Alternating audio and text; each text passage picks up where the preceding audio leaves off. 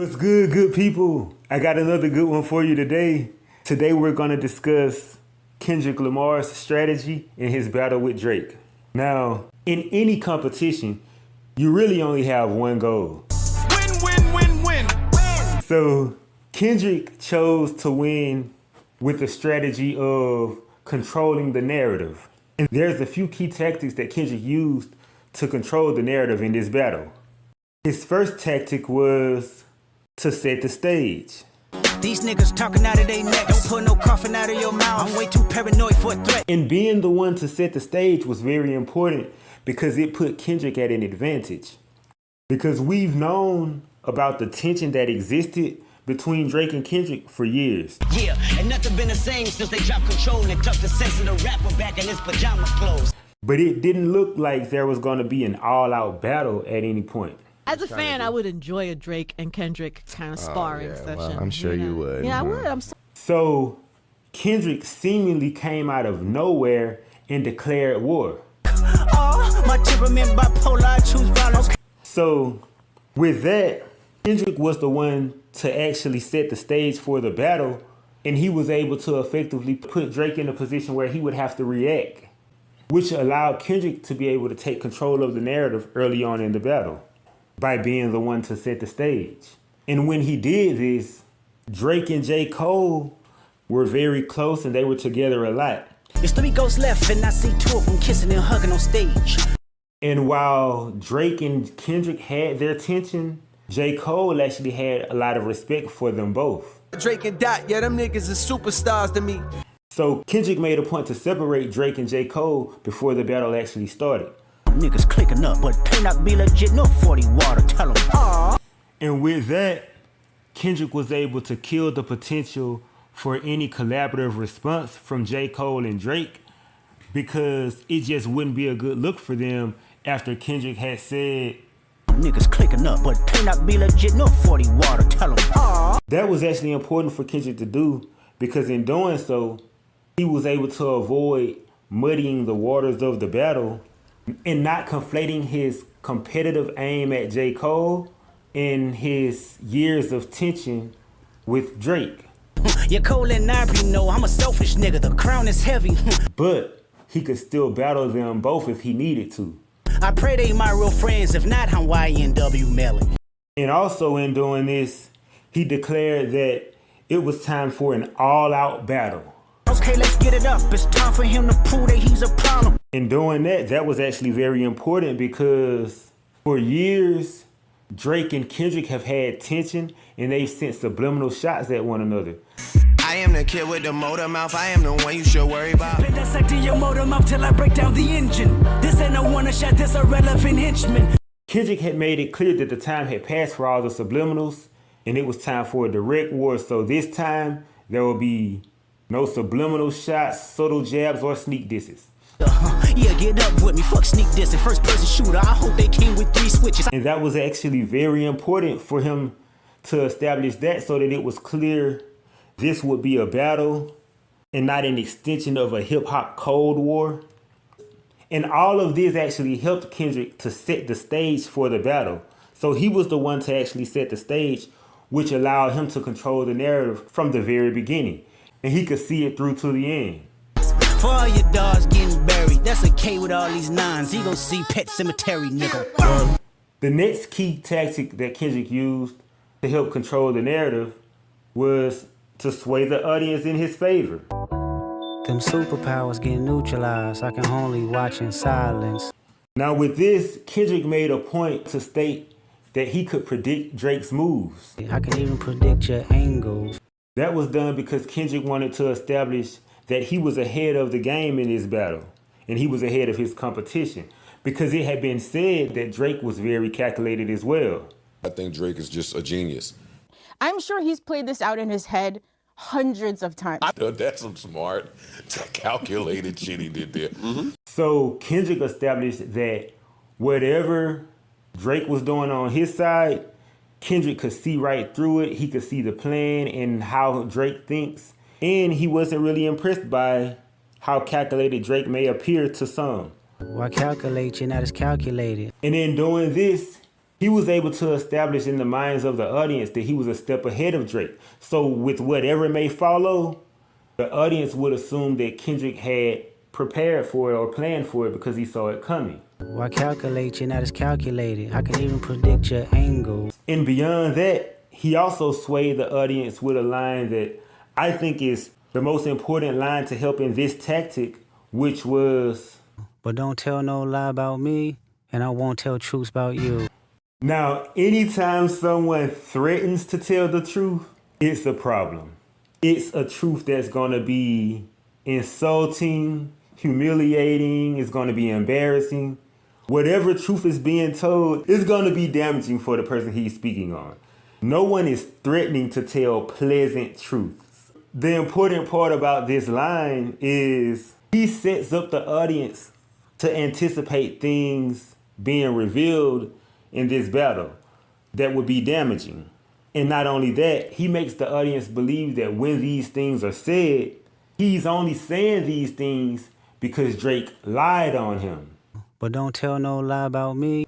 And in that, Kendrick is forced to tell uncomfortable or embarrassing truths about Drake. And I won't tell truths about you. This was a way for Kendrick to sway the audience in his favor because he would set the audience up so that if they buy into what he's saying, they would doubt Drake and trust Kendrick. But don't tell no lie about me, and I won't tell truths about you. And with that, it doesn't matter what's said after this point. It doesn't matter how hard Drake is going. It doesn't matter what Kendrick is saying. The audience is set up to doubt Drake from the beginning. So they're going to question the things that Drake is saying. But don't tell no lie about me. And they're going to believe Kendrick. And I won't tell truths about you. So that's why this line was so important. Because if the audience buys into what Kendrick is saying, he wins them over early on in the battle, so they'll lean more towards Kendrick for that reason. And that would help Kendrick to control the narrative. But don't tell no lie about me, and I won't tell truths about you. And the final tactic that Kendrick used to help control the narrative of this battle was smothering his opponent. Headshot for the year. You better walk around like Daft Punk. And with this tactic, Kendrick basically treated this battle like he was a firefighter fighting fire because he allowed no room to breathe, grow, or spread. And he warned of that in Euphoria. Back to back, I like that record. I'm gonna get back to that for the record. And of course, he was referencing Drake's second diss track to Meek Mill, which was released before Meek had the chance to respond to the first track. I did another one. You still ain't did shit about the other one. So Kendrick took a page out of Drake's playbook for that. And he followed through because Euphoria was released on Tuesday, April 30th. And on Friday, May 3rd, before Drake had a chance to respond, Kendrick dropped 616 in LA. Yeah, it's survival. I don't see no fire. But Drake actually had something up his sleeve for that. That's how you felt in 2011 while we wasting time. Dreams come true, Crody. This is where you die. And on Friday night, Drake dropped a bomb with Family Matters. Good kid, Mad City van, Will pot a latch and make the door slide. Tears running down my cheek, laughing at you pussy dying, it's a war cry. And he showed that he actually had something to say about Kendrick. You just acting like an activist, it's make-believe. Don't even go back to your hood and plant no money trees. And he was not holding back. You tell me what I shouldn't say, but fucking my nigga, it's already done.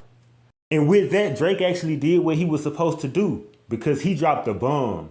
Don't let anyone lie to you and say Family Matters wasn't a bomb. It was definitely a bomb.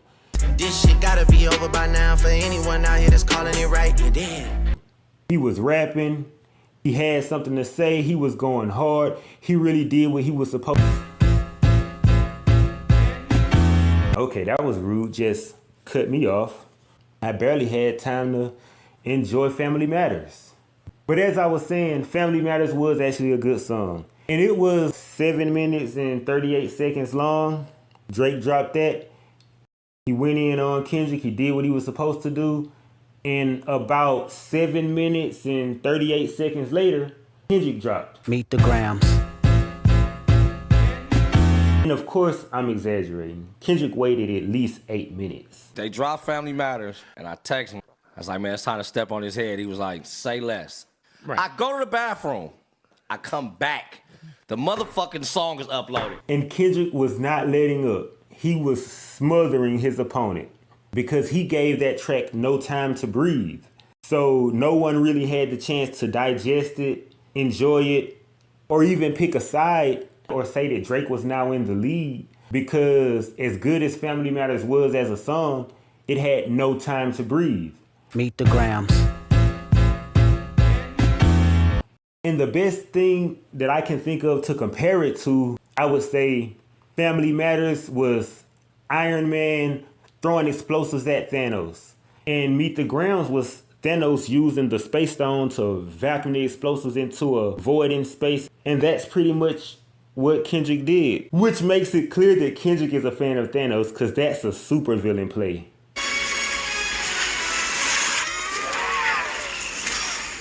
And with that, Kendrick was definitely in the lead on Friday night. Meet the Grams.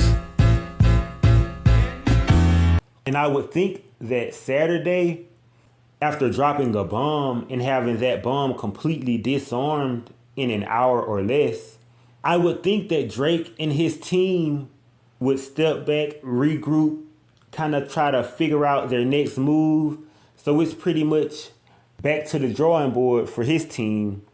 And in that, what tactic am I covering again? Oh yeah, smother your opponent. I see dead people.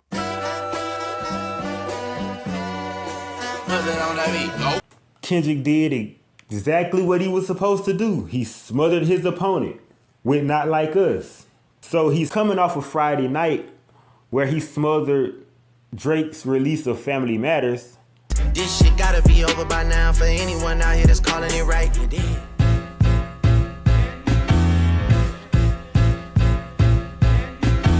And now when it's time for Drake's team to regroup, he's smothering their chance of even planning their next move. I see dead people.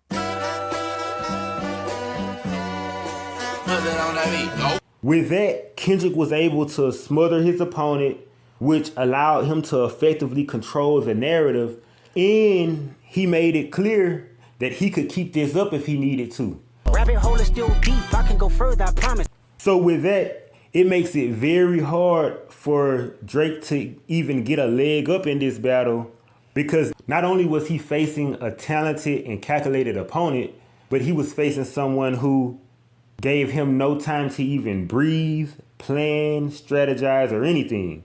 Once it's up, it's up.